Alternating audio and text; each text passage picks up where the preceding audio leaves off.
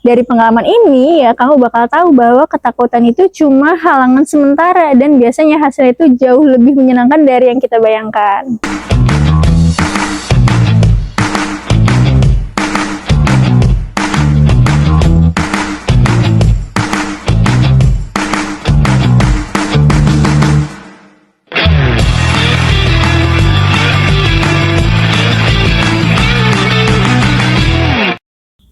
Halo guys, selamat datang di Steven Family bersama aku Ami. Oke guys, kali ini kita akan ngebahas topik yang menarik banget nih, yaitu tentang hal-hal yang bisa bikin sensing ngerasa kurang cerdas. Nah, kalau kamu tipe sensing ya artinya kamu tuh berarti lebih suka hal-hal yang nyata, yang konkret ya, yang bisa dilihat langsung. Nah, ternyata ada beberapa hal yang sering bikin tipe sensing ini merasa stuck atau nggak berkembang. Nah, buat kamu yang kepo, apa aja sih yang bisa bikin ya kurang cerdas dalam pola pikir sensing? Yuk simak sampai akhir. Nah, yang pertama yaitu kurang gerak. Pernah nggak sih kamu ngerasa kalau tubuh kita tuh kayak kurang bergerak? Nah, itu tuh ternyata bisa bikin otak jadi lemas.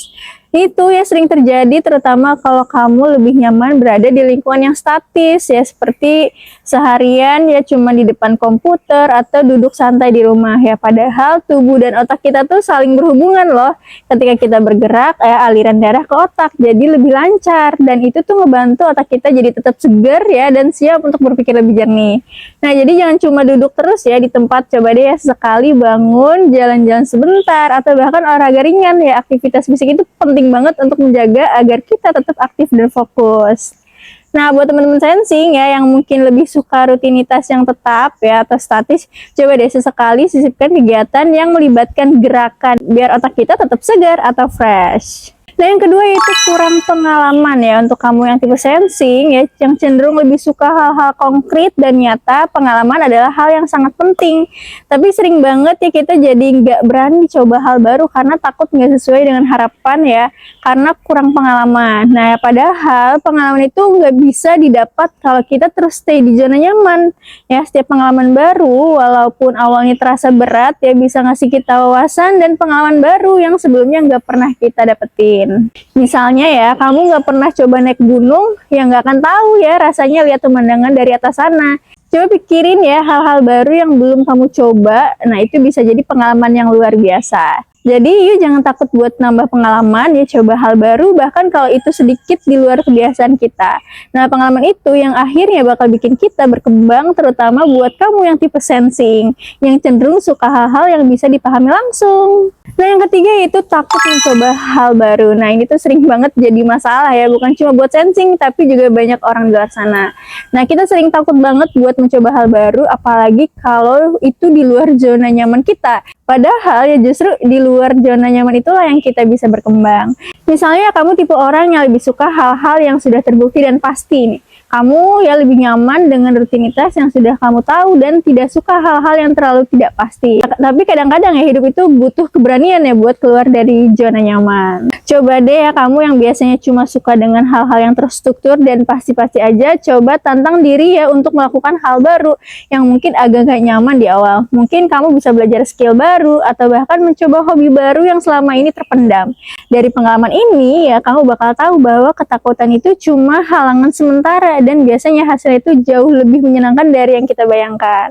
Selanjutnya yang keempat yaitu no target, no jadwal. Nah, yang terakhir adalah soal target dan jadwal ya. Tipe sensing cenderung lebih suka dengan hal-hal yang jelas dan terstruktur.